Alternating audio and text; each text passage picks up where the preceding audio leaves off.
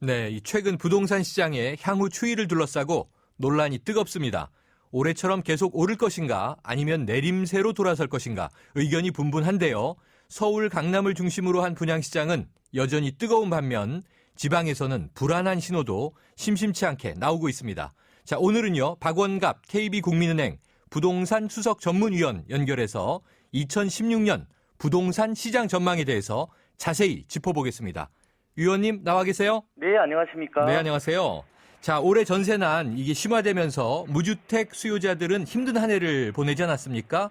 자, 올해 아파트값의 상승 원인, 과연 이 지난해 발표된 9.1 대책 등 주택시장 활성화 대책, 또 전세난에 따른 이 구매 전환 수요, 이런 것들이 증가했기 때문이라고 분석하세요? 그렇습니다. 말씀하신 것처럼 거래가 살아난 것은 정부의 이제 거래 활성화 대책이 가장 큰 영향이었다를 볼 수 있을 것 같고, 네. 또 한편으로는 전세난이 또 다른 일등 공신이다 이렇게 얘기를 할 수 있는데요. 네. 전세난을 피해서 결국 세입자들이 매매 시장으로 이동했고 결과적으로 거래량이 늘어났다 이렇게 볼 수 있는데요. 네. 지금 전세난이 생기면 생길수록 거래가 늘어나는 구조거든요. 네. 왜냐하면은 시장의 핵심 수요축이 바로 전세난에 쫓기는 세입자들이 아니겠습니까? 네. 그러니까 세입자들은 뭐 그렇게 집값이 오를까봐 집을 사는 거다 보다는 네.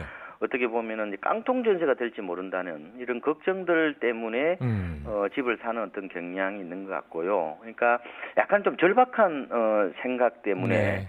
이제 떠밀리다시피 집을 사는 이런 측면이 있는 것 같고요. 그래서 전반적으로 거래량 증가에는 서글픈 어떤 전세난의 네. 단면이 있지 않느냐 이렇게 해석을 해보고 있습니다. 네, 위원님 그러면요. 지금 이제 비수기에 접어들었으니까 다소 전셋값 상승폭이 둔화되는 모습이 나타나고 있지만 내년 전셋값 과연 안정될까요? 전반적으로 지금 전세가 사라지는 과정이거든요. 네.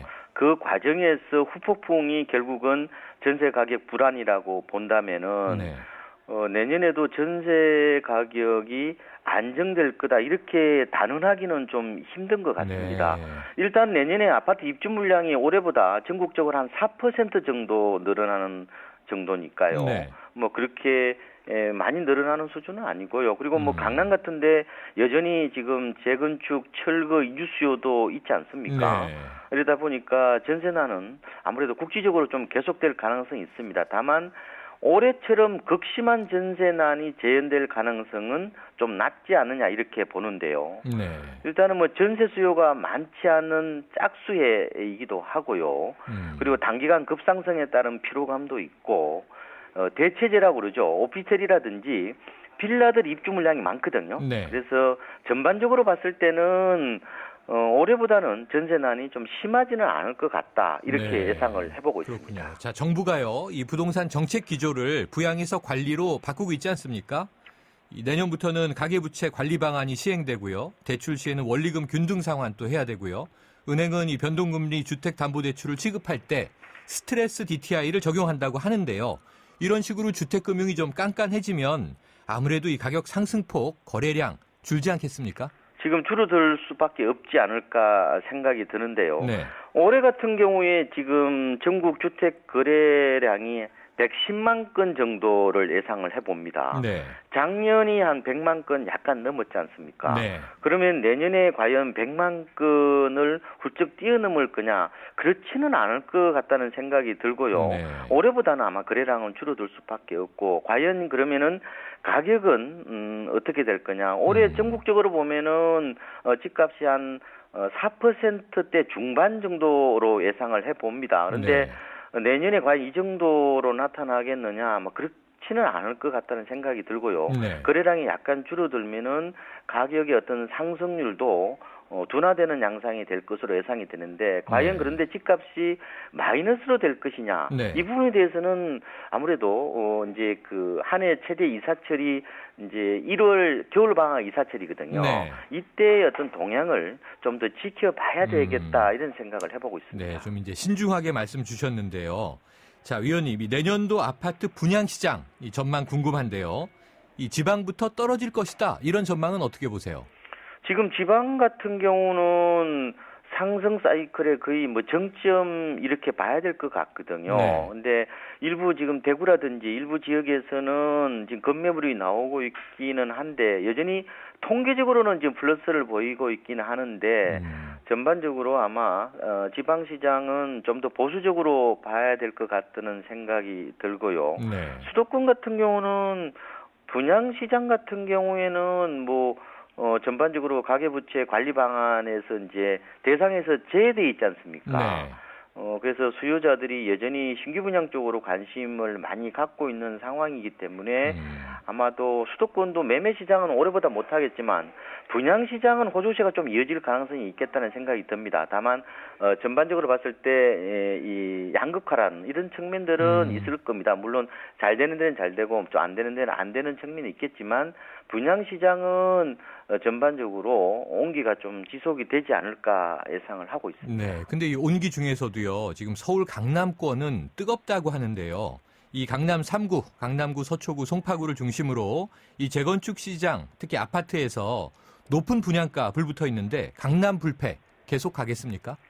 지금 내년에 이제 이슈가 주로 그 강남구 개포동 쪽에 이제 저층 아파트들이 일반 분양을 대기하고 있어서 네.